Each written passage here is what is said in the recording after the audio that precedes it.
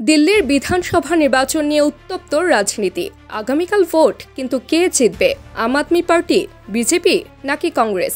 চলুন জেনে নেওয়া যাক কি বলছে পরিসংখ্যান এবং বিশ্লেষণ।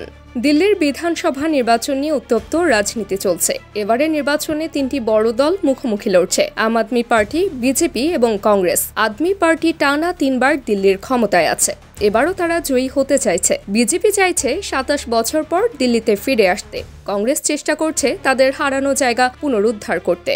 কিন্তু কে এগিয়ে? পরিসংখ্যান বলছে আম আদমি পার্টি কিছুটা এগিয়ে আছে, কিন্তু বিজেপি এবং কংগ্রেসও পিছিয়ে নেই। দিল্লির জনসংখ্যা 3,30,00,000 এবং ভোটার সংখ্যা 1,56,00,000। এই বিশাল সংখ্যক ভোটারের মধ্যে রয়েছে বিভিন্ন রাজ্য এবং সম্প্রদায়ের মানুষ। করলবাগে বেশিরভাগ তামিল ভোটার, চিত্তরঞ্জন পার্কে পশ্চিমবঙ্গ এবং পূর্ববঙ্গের মানুষ বেশি। পূর্ব দিল্লিতে উত্তরাখণ্ডের বাসিন্দাদের সংখ্যা বেশি। কিন্তু কি ভাবছে ভোটাররা? আম আদমি পার্টি তাদের উন্নয়নমূলক কাজের জন্য জনপ্রিয়। বিজেপি মোদির জনপ্রিয়তা এবং ধর্মীয় আবেগকে কাজে লাগাতে চাইছে। কংগ্রেস মুসলিম এবং দলিত ভোটারদের টার্গেট করছে। কিন্তু শেষ পর্যন্ত কে জিতবে? বিশ্লেষকরা বলছেন আম আদমি পার্টি একক বৃহত্তম দল হিসেবে আবির্ভূত হতে পারে। এই নির্বাচনে বেশ কিছু বিতর্ক এবং ইস্যু রয়েছে। আম আদমি পার্টি দুর্নীতির অভিযোগে জড়িয়ে পড়েছে। সাবেক মুখ্যমন্ত্রী অরবিন্দ কেজরিওয়াল আবগারি মামলায় কারাবাসও করেছেন। বিজেপি চাইছে এই সুযোগ কাজে লাগাতে। তারা বলছে আম আদমি পার্টির দুর্নীতি ভোটারদের মনে ক্ষোভ তৈরি করেছে।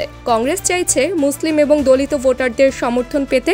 ভোটের দিন ঠিক হয়ে গেছে 5 ফেব্রুয়ারি। তবে বিজয়ের নাম জানতে অপেক্ষা করতে হবে 8 ফেব্রুয়ারি পর্যন্ত। কে হাসবে শেষ হাসি? তাবাসসুম হক আনিকা, দৈনিক আওয়ার, বাংলাদেশ।